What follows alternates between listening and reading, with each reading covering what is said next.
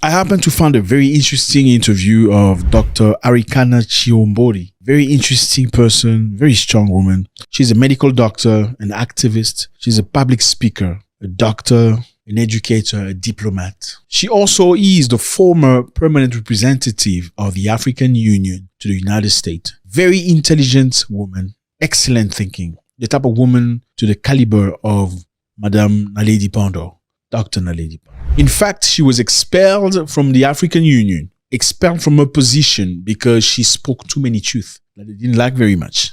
Let's listen. When I went to Ghana, I stayed at a beautiful hotel. When I walked into the room, right above the headboard was a humongous photograph of Queen Elizabeth. And I thought to myself, now I am going to go to bed tonight with the shadow of Queen Elizabeth hanging over me. What kind of dreams was I going to have that night?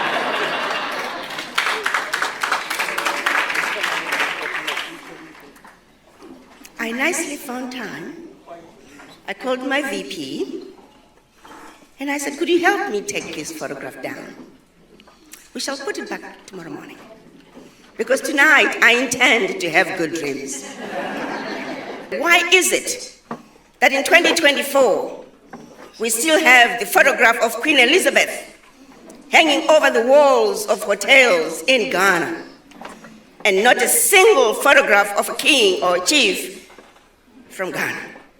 We know when it comes to West Africa, the document that African countries were made to sign as they attained their quote-unquote independence, the document that's labeled the Pact for the Continuation of Colonization. On one hand, we are giving you your independence, but on the other hand, we want you to sign this document, agreeing to continue to be colonized. And if you choose not to sign this document, in my pocket, I have a gun that has your name. Guinea and Mali, they chose not to sign the document. That France moved into those countries, poured concrete into the sewage pipes, destroyed schools, hospitals, roads. Anything that could be destroyed, they destroyed. Anything that they could pick up and take back with them to France, they took. They even took the last pencil.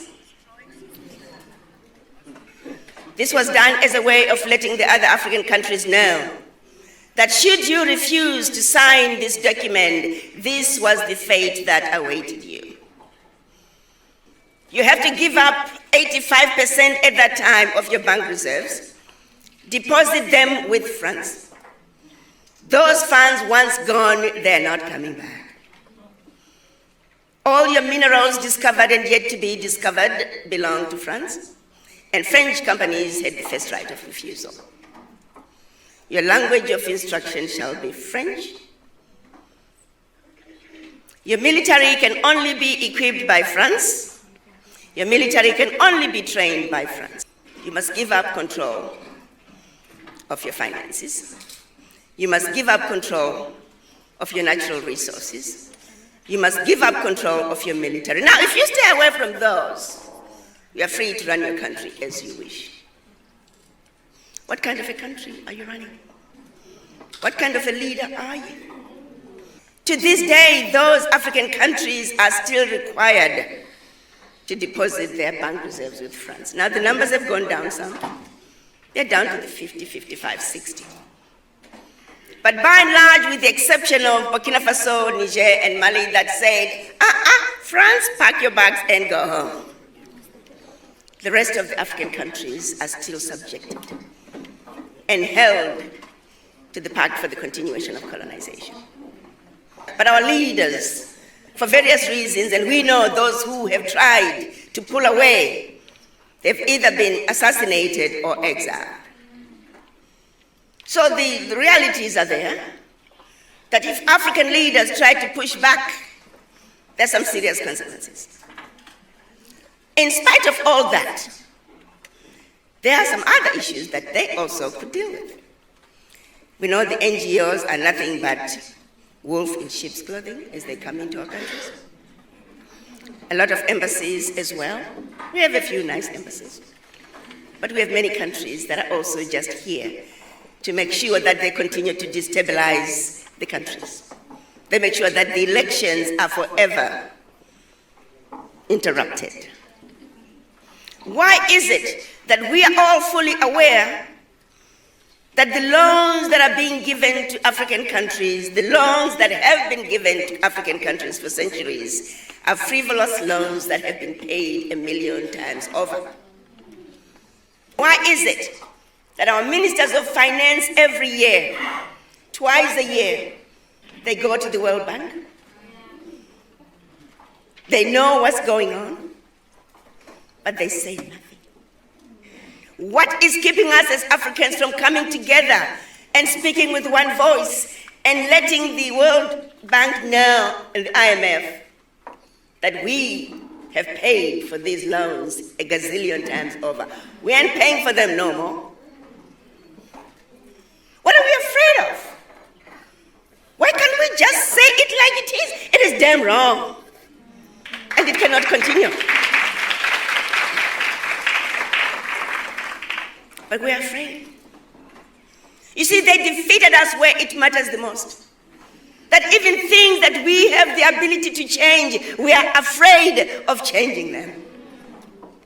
When the Europeans first came to Africa, they brought us religion.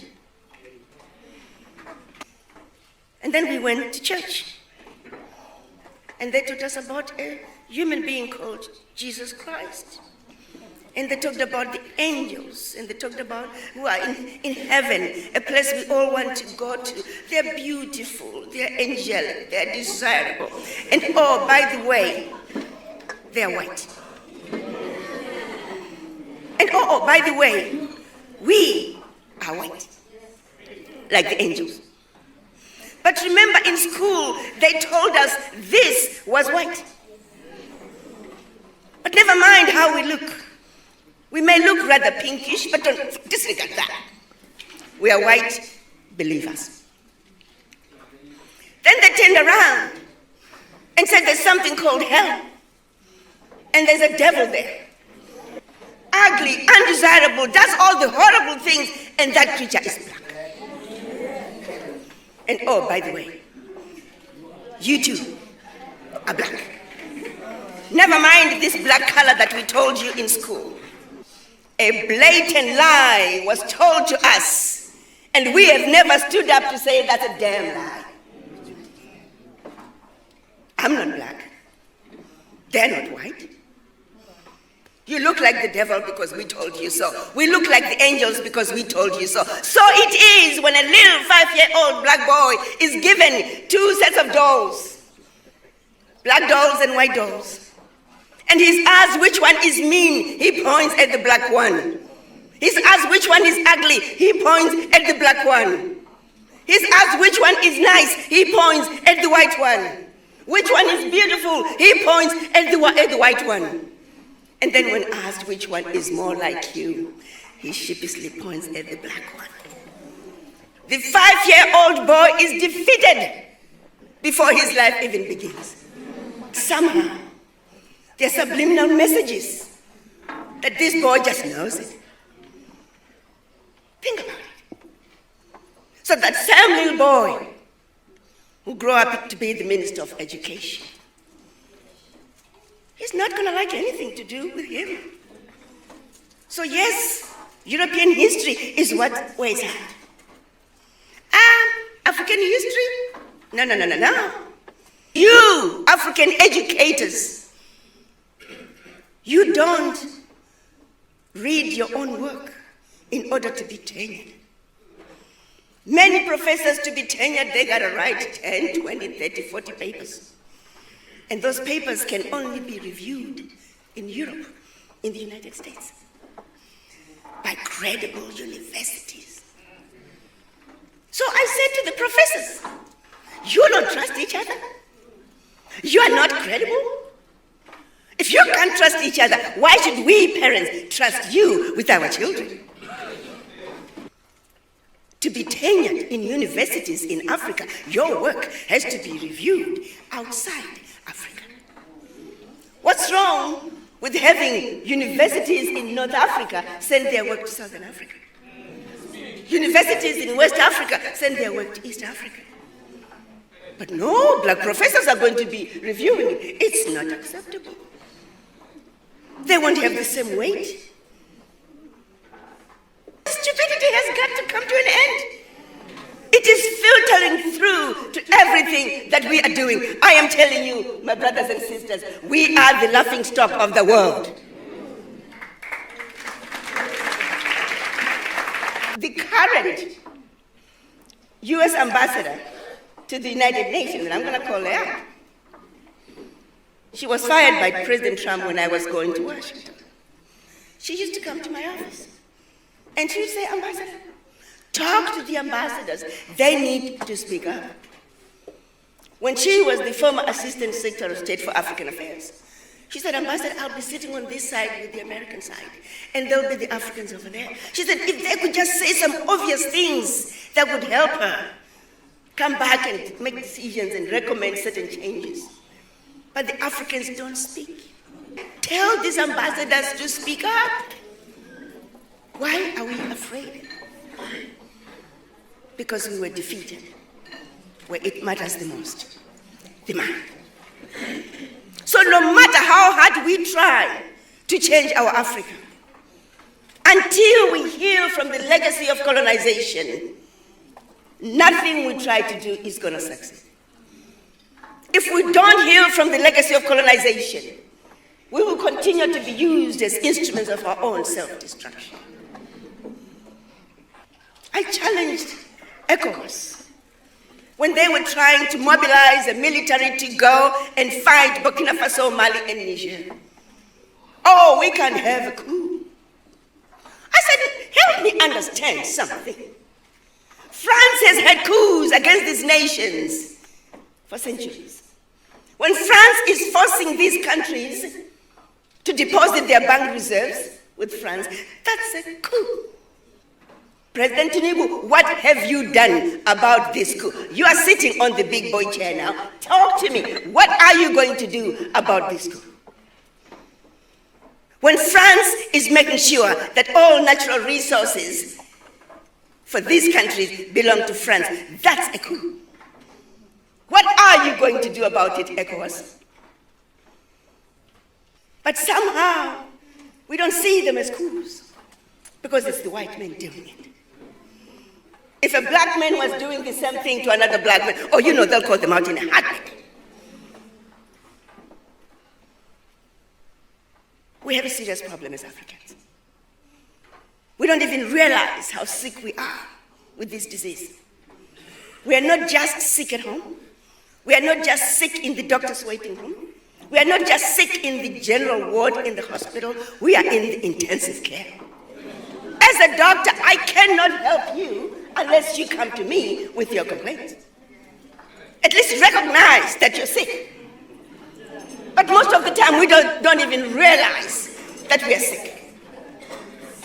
This stupidity that is going on in Africa has got to come to an end.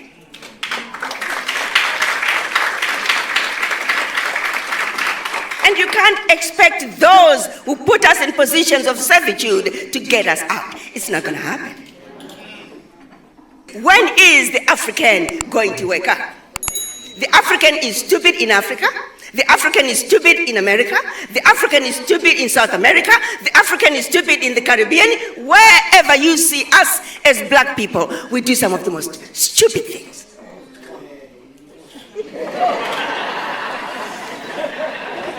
You go into neighborhoods in America, where I've spent most of my time. Look at the Mexicans. They stick together like super glue when it comes to issues pertaining to their existence in the United States as Mexicans. The Irish, the Jews, the Chinese, the Indians ask for their voices loud and clear because they understand the importance of unity. They don't have to love each other.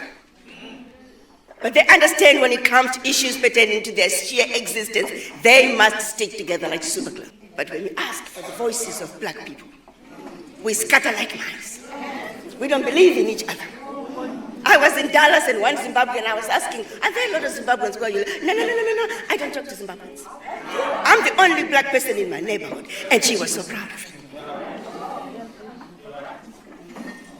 I'm speaking to another friend, this time in Zimbabwe.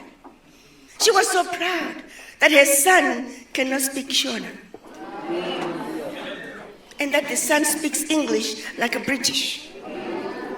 And she's telling me this with a certain level of pride. And that's the mother, which means the child is just as doomed. When are we going to wake up and realize that our inability to move forward as a people is because we were defeated where it matters the most? What are we going to do about the educational curriculum? Because that's where it begins. They don't want us knowing our history. They don't want us knowing where we came from. Because if you are a person without a history, who are you? Where do you come from? As Africans, we are too busy running away from who we are. We don't want to embrace our Africanness. Why not? If you refuse and don't accept your Africanness, then who are you? You can never speak English like an American. Then you don't want to speak your own vernacular. Then who are you? You are just like a ship without an anchor. The wind blows that way, there you go. The wind blows that way, there you go. And there are too many of us who find themselves in that boat without an anchor. What's happening in Burkina Faso must be supported. What's happening in Mali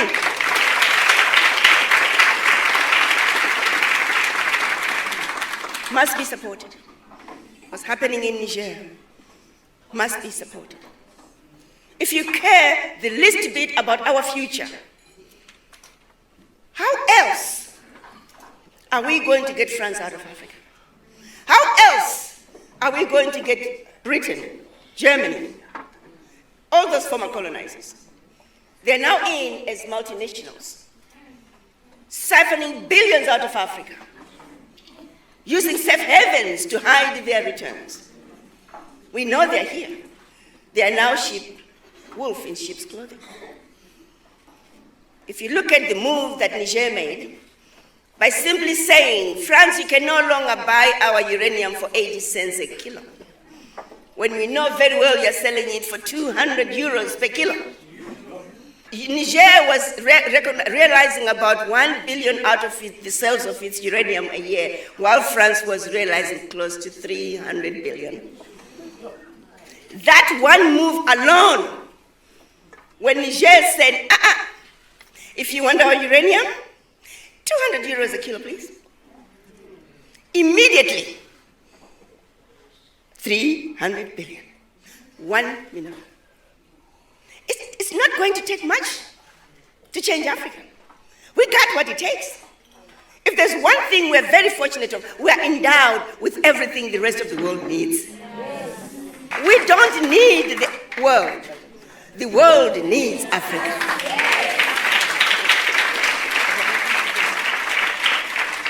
But do we really know that and believe in it and are ready to stand up and proclaim who we are? And let them know.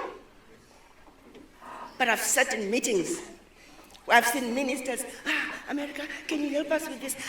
Europe, can you help us? Begging endlessly for something that we have. Whatever they are giving you is what they stole from us. And they are giving you peanuts. When are we going to stop being outsmarted by these people? They come to give you aid. You know very well that's your money. But we're so grateful. It's the same thing they're doing at the United Nations. When Africa is supposed to be at the UN Security Council as the 6th and 7th members of the UN Security Council. But you can't have veto power. So come on in, Africa. Oh, we got a kiddie chair over here for you. Sit over there. We got some cookies. Sit over there and be quiet while we take care of business. And we entertain that. Wow. What's wrong with this? What gives me hope is that we have a vibrant African youth who are saying enough is enough. We are not taking this anymore. This abuse has got to come to an end. The exploitation of the African continent has got to come to an end. As long as there's a country called Malawi, as long as there's a country called Gabon with 1.5 million people, as long as there's a country called Eswatini, Berlin Conference is alive and well. And that's where we get defeated internationally through trade. Oh, you're all equal. You are a sovereign nation, Eswatini. You are a sovereign nation, Togo. You are a sovereign nation, Malawi. So let's go to the market. You, Malawi, with your little basket, with 3 eggs, you're coming to the market. And here comes China with truckloads of eggs. I once was told that Zimbabwe thought, well, let's see if we can sell eggs to China. Let's supply some eggs. They're bringing stuff to us. Let's give them eggs. So I told the president, ask people to go do some research and see how much eggs we need to send to China. The report came back and said, Mr. President, the amount of eggs we produce the whole year, that's one breakfast in China. So you want Zimbabwe to go to the market with China and sell eggs. As we speak today, we're all sick from the disease. None of us is exempt. And that's a fact. I'm going to ask each and every one of you to have a serious conversation with the image in the mirror. And ask yourself why you feel the way you do. Why are you automatically afraid of those who don't look like you? Why do you feel defeated? Why are you afraid to speak up and stand your ground? Besides, you are the mothers and fathers of humanity. Without the black woman, without the black man, the rest of the world would not be. That's a fact.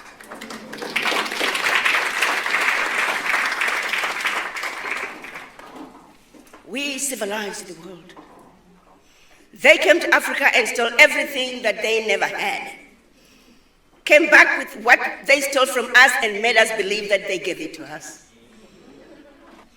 But they wanted the history to start from here, so we don't talk about what happened before.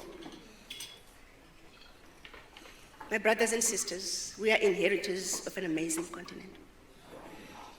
South Africa is an amazing country. We have people like Nelson Mandela, Walter Sisulu, our very own president. People who suffered and sacrificed everything for this country to be free. Why are we trying to disrespect them and go back? Look in the mirror and tell the world that we are the proud, the beautiful, the intelligent, sophisticated, highly adaptable, and totally indestructible Africans. Again, fellas, there isn't much more to add on to this. I think we need to review ourselves and ask ourselves questions. Pose ourselves real questions. Are we really brothers?